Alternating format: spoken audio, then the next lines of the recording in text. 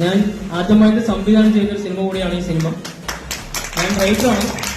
3-4 cinema കഴിഞ്ഞിട്ടുണ്ട്, 2 cinema release ആവാനുണ്ട്. നമ്മളെ ചെറിയൊരു സിനിമയാണിത്. പൂർണ്ണമായിട്ടും കുട്ടികളുടെ ഒരു ഫാന്റസി മൂവി കൂടിയാണ് ഈ ഒരു സിനിമ.